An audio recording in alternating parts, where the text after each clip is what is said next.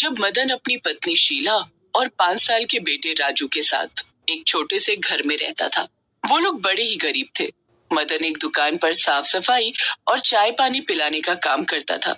एक दिन की बात है जब मदन की पत्नी शाम को मदन से बोलती है, जी कल मेरा माँ के घर जाने का बड़ा मन कर रहा है, आप ले चलो ना हमें। राजू को भी वो बहुत याद कर रही थी। शीला का गांव थोड़ी दूरी पर होता है। मदन के पास एक साइकिल होती है जिस पर पीछे शीला और आगे राजू बैठ जाता है। मदन दोनों को साइकिल पर बिठाकर शीला के मायके के लिए निकल पड़ता है। गांव पहुंचते ही राजू अपनी नानी से चिपक जाता है। वो बड़ा ही खुश होता है। फिर राजू की नजर आंगन में बंदर पर जाती है। अरे ये तो यही रहता है, ये शायद किसी मदारी का था जो यहाँ आ गया। इसके पैर में चोट लगी थी तो बस मैंने इसके दवाई वगैरह लगाई और इसे कुछ खाने को दे देती थी, तो बस तब से ये यहीं रहने लगा। बंदर और राजू की बड़ी जल्दी दोस्ती हो जाती है। अब शाम हो जाती है और मदन शीला और राजू को घर चलने को बोलता है। चलो जल्दी वरना रात हो जाएगी, घर इतनी पास नहीं है। हाँ बस चलती हूँ, राजू को ही बुला रही थी, वो बाहर बंदर के साथ खेल रहा है। राजू राजू चलो जल्दी घर चलना है। शीला और मदन राजू को घर चलने को बोलते हैं, पर राजू एक अजीब सी जिद लेकर बैठ जाता है कि वो बंदर को साथ लेकर जाएगा। वो उसे बहुत मना करते हैं पर राजू मानता ही नहीं है और जोर जोर से रोने लगता है। राजू को रोते देख उसकी नानी बोलती है, अरे जिद कर रहा है तो ले जाओ ना इस बंदर को। अरे माँ पर हम इसे कहाँ रखेंगे, इसका खिलाना पिलाना। अरे ये तो इधर उधर जाकर खुद खा लेता है और वापस घर आ जाता है। अरे रहने दो, ले चलो इसे, कोई बात नहीं। राजू ये सुनकर बड़ा खुश हो जाता है।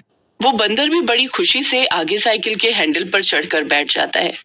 अब सब लोग घर के लिए वापस आने लगते हैं। रात काफी हो जाती है और रास्ते में बिल्कुल अंधेरा होता है। मदन अपनी साइकिल आराम से चला रहा होता है कि अचानक सामने से ट्रक आ जाता है और साइकिल में टक्कर मार देता है। उस एक्सीडेंट में शीला की वही मौके पर मौत हो जाती है। मदन राजू को समझाता है। राजू अपनी माँ के मरने से बड़ा दुखी होता है। उस बंदर को भी सब समझ आ रहा होता है। कुछ दिन ऐसे ही रोते हुए निकल जाते हैं। अब मदन को अकेले ही राजू को पालना होता है। वो वापस काम पर जाना शुरू कर देता है, पर राजू को घर पर अकेले बड़ी दिक्कत होती है। जब मदन घर वापस आता है तो वो उससे छिपकर रोने लगता है। आप मुझे छोड़कर मत जाया करो प्लीज बाबा। अब मदन के लिए राजू को घर पर अकेले छोड़कर जाना नामुमकिन हो जाता है। अब मुझे कुछ और काम करना पड़ेगा, इसे मैं अकेले घर पर छोड़कर नहीं जा सकता। मदन बहुत सोचता है कि वो आखिर ऐसा क्या काम करे कि वो राजू को भी देख सके और पैसे भी कमा सके। मदन ये सोच ही रहा होता है कि उसकी नजर उस बंदर पर जाती है जो राजू को हंसाने के लिए अजीब अजीब करतब करके दिखा रहा होता है। मदन को ये देखकर एक आइडिया आता है। बस अगले दिन से मदन एक मदारी बन जाता है और उस बंदर के साथ मोहल्लों में खेल दिखाना शुरू कर देता है। जब पहले दिन मदन घर से निकलता है तो उसे बड़ा अजीब लगता है, पर धीरे धीरे उसे सब अच्छे से करना आ जाता है।